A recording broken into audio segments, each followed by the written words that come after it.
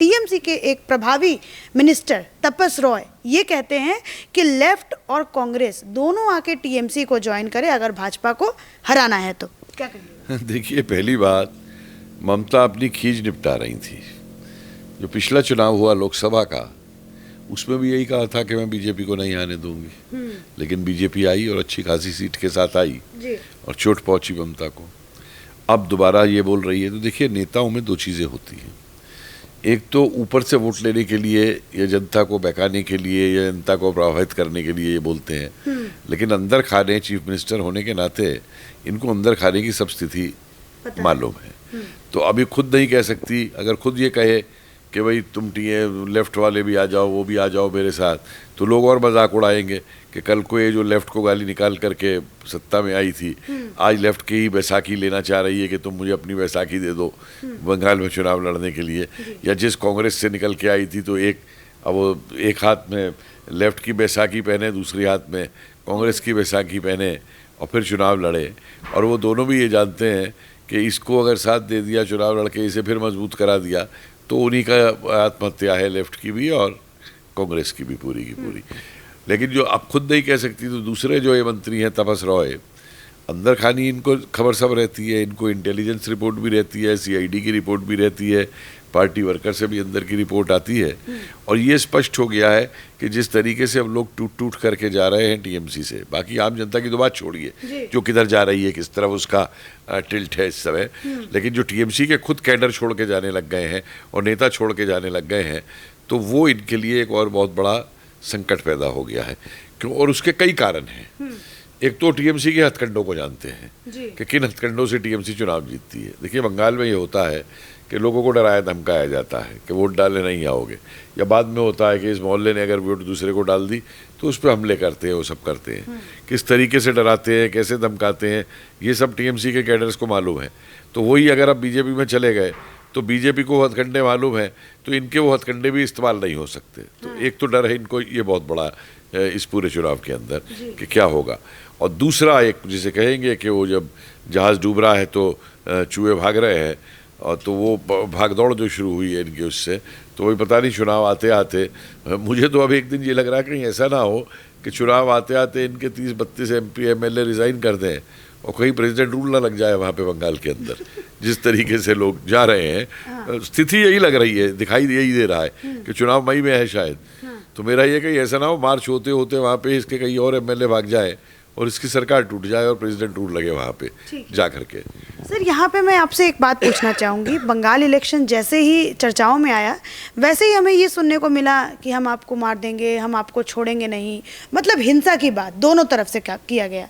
लेकिन सर, यहाँ पे मुद्दों पे बात क्यों नहीं होती है? डेवलपमेंट पे बात क्यों नहीं होती है? पॉपुलेशन पे बात क्यों नहीं होती है? और जो शरणार्थी के रूप में जो बांग्लादेशी जो बंगाल में आए हैं, उन पे क्यों नहीं बात होती है? देखिए, ऐसा है, मुद्दे बंगाली जितने ज़्यादा समझते हैं ना, वो शायद और भागों के लोगों कम समझते होंगे। अच्छा। और बहुत ही मतलब जैसे राष्ट्रीय आंदोलन में भी जो योगदान बंगाल का रहा है, चाहे वो क्रांतिकारी आंदोलन रहा हो, चाहे वहाँ से सुभाष चंद्र बोस खड़े हों, चाहे आज़ाद हिंद फौज के लोग आए हों वहाँ से, और देश की आज़ादी के बाद में भी जी, तो मुद्दे वो खूब समझते हैं। दिक्कत क्या हुई है बंगाल के अंदर कि बंगाल के अंदर असली प्रजातंत्र को कभी पनपने ही नहीं दिया गया। कांग्रेस वहाँ रही तो उसने बिल्कुल डिक्टेटर होकर के राज किया।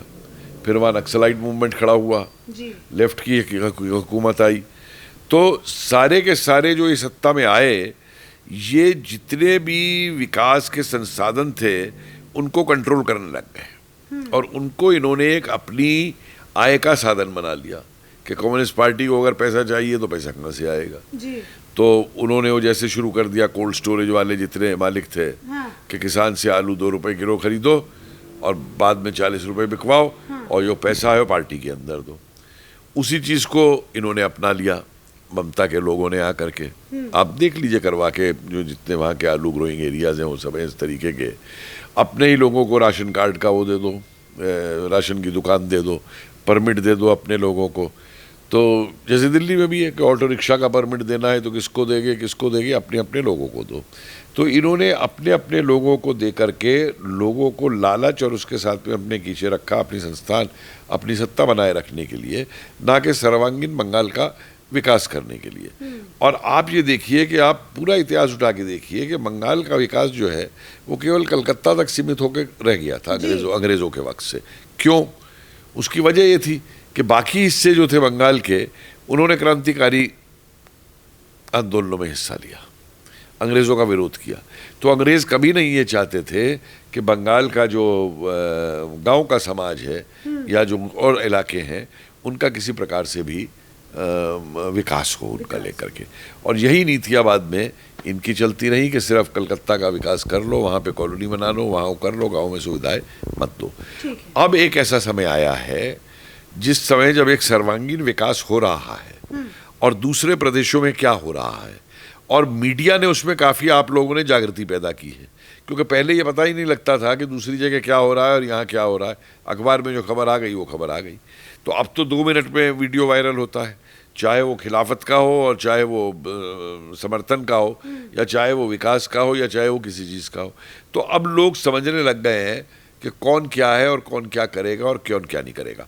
और अब लोग जो हैं केवल वायदों के ऊपर जो हैं वो चलने वाले नहीं। ठीक है, तो सर क्या यहाँ से ये बोलना सही होगा कि अंग्रेज़ों से लेकर के आज ममता बनर्जी तक बंगाल ने कभी विकास को नहीं देखा, कलकत्ता को छोड़ करके, और अगर इस बार भाजपा आती है तो बंगाल में विकास करेगी? आपको लगता है सर? देखिए, उसकी एक वजह है, मैं बता दूँ। हाँ। खाली बंगाली नहीं, आप अगर पूरा नॉर्थ ईस्ट देखिए, पूर्वोत्तर भारत, हाँ, उन इलाकों का विकास कभी नहीं हुआ था जी।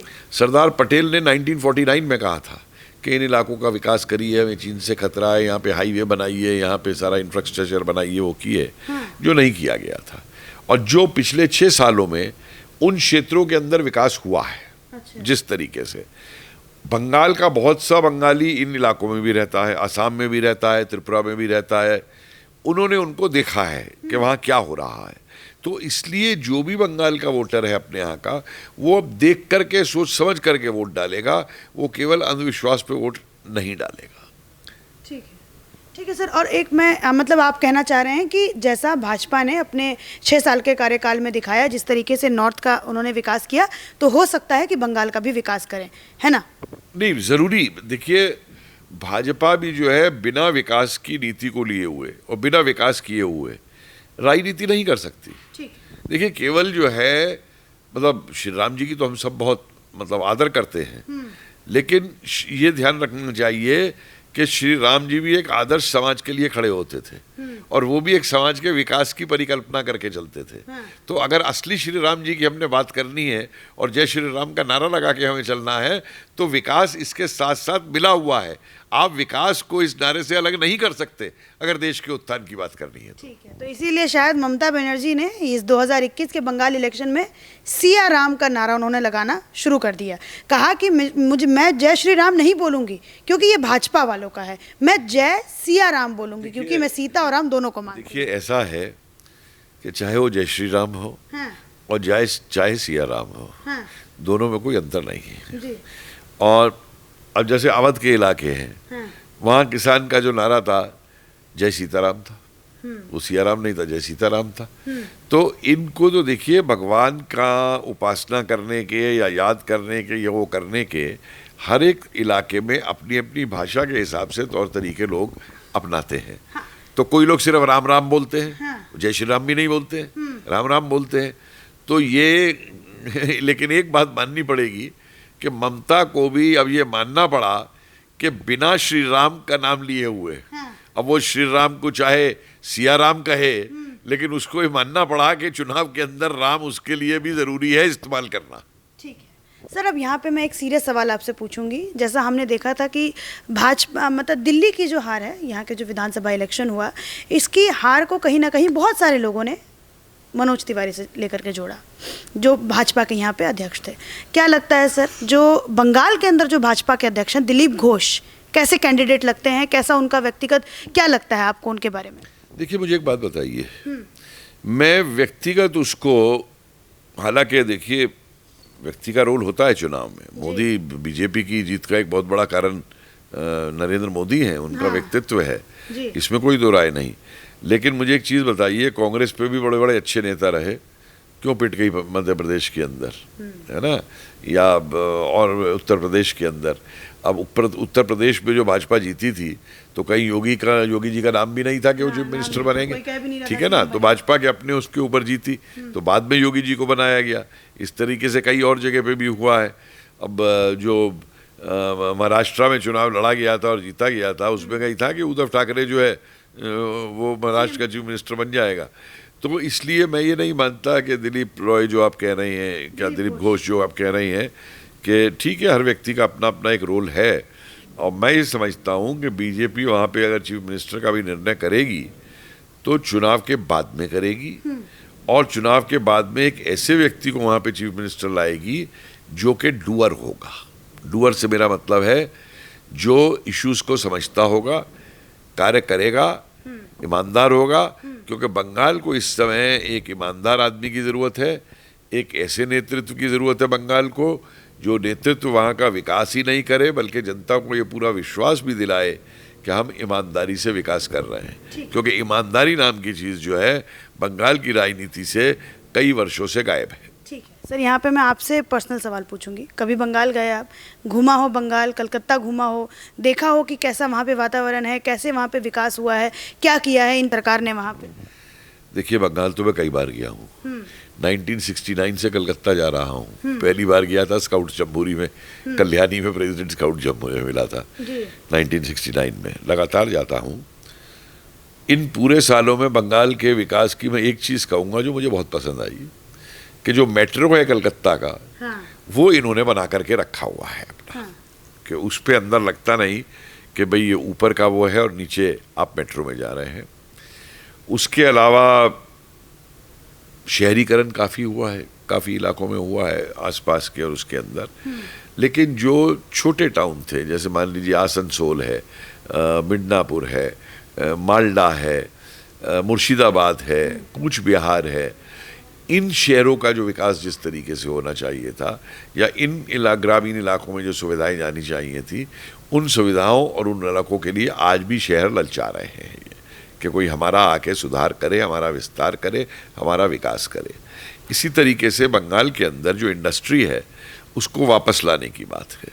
कि देखिए, लोग नंदीग्राम को भूलेंगे नहीं कि नंदीग्राम के अंदर कम्युनिस्टों ने कितने किसानों को वहाँ पे गोली चलवा के मरवाया था। और एक बात बड़ी स्पष्ट हो चुकी है कि किसान का उद्धार जो है वो इतना साल का कम्युनिस्ट शासन भी वहाँ पे नहीं कर पाया, और ना दीदी कर पाई। और दूसरी बात मैं आपको बता दूं कि बंगाल के विकास में इस समय जो सबसे बड़ी समस्या है, वो समस्या है कि जब तक आप बंगाल के अंदर जो ये घुसपैठिया आ रहा है लगातार, इसको नहीं रोकेंगे, बंगाल का विकास करने में बहुत दिक्कत आई। ठीक है। अभी सर आपने जितना भी मुझे इलाका बताया, मुर्शिदाबाद, मालदा, आसनसोल, जितना भी आपने मुझे इलाका बताया, ये शायद मुस्लिम बहुल इलाका है। और शायद यहाँ पे ये मतलब पुराना अगर हम रिकॉर्ड, आप शांति निकेतन भी चले जाओ भाई। अच्छा नहीं, मैं देखिए, मैंने जो विकास की बात की है, सवाल सर मेरा ये है कि जैसे ये जितना भी इलाका आपने मुझे गिनवाया, ये मुस्लिम बहुल इलाका है। और अगर हम पीछे रिकॉर्ड्स में जाएं तो हमें देखने को ये मिलता है, लोग भी, एनालिस्ट भी ये बात को कहते हैं कि कांग्रेस ने कभी मुस्लिम का विकास नहीं किया, हमेशा उसको एक तुष्टीकरण की राजनीति में उनको उलझा के रखा। तो क्या ममता बनर्जी ने भी इसी वजह से जो है यहाँ पे विकास, मुस्लिम को तो चाहे वो कांग्रेस हो और चाहे वो CPM CPI हो और चाहे TMC हो, इन्होंने अपना वोट बैंक बना के रखा है। और मैंने बार बार एक बात, ये सवाल पूछा है मुस्लिम युवाओं से कि आप लोगों को जो ये कहते हैं कि आप गरीब हैं, नौकरी नहीं मिलती, हर तरीके की दिक्कत है, आपके नेताओं को ये क्यों दिक्कत रही है? आपके नेताओं के कुनबे जो हैं उतने धनी कैसे हो गए? उनके पास सब कुछ क्यों है? क्योंकि इनके नेता और ये राजनीतिज्ञ, इन्होंने मिलकर के पूरे मुस्लिम संप्रदाय को डरा करके और एक भ्रम उसमें बना के रखा है। क्योंकि अलगाववाद के ऊपर ही अपनी नीति करना चाहते हैं नेता, और उनको भ्रम में रखना चाहते हैं। और मैं बताता हूँ आपको कि आप पूरा भारत का इतिहास उठा के देख लीजिए, ठीक है, कितने मुस्लिम युवक हैं जिनको अजीज़ुल्लाह का नाम मालूम होगा कि अजीबुल्लाह कौन था, अशफाकुल्लाह कौन था, ब्रिगेडियर उस्मानी कौन था, है। मुनव्वर शेरवानी कौन था कश्मीर के अंदर, अब्दुल हामिद कौन था, समझे आप इस बात को? क्योंकि उनको ये पढ़ाने की ये कोशिश ही नहीं करते। ये लोग तो बस उन्हें लियाकत अली और इकबाल और जिन्ना ये पढ़ाने की कोशिश करते हैं, जिससे एक अलगाववाद उनके अंदर जानबूझ के ये भ्रम फैलाएं और उसके बेस पे अपनी रोटी तोड़े और अपनी राजनीति करें जाकर के। तो जो एक राष्ट्रवादी एस्पेक्ट है मुस्लिम के अंदर, जो राष्ट्रवादी जिसे मैं कहेंगे डिस्कोर्स है, वो है, वो भी बहुत ज़रूरी है इस समय उनके अंदर जाना कि भाई देश क्या चीज़ है और ये देश भी एक चीज़ होती है, देश भी बहुत बड़ी चीज़ है जहाँ तुम रहते हो। और किसी धर्म की पुस्तक में ये नहीं लिखा कि अपनी देश के खिलाफ जो तुमको भड़का रहे हो लोग, तुम उनके साथ मिल जाओ जाकर के।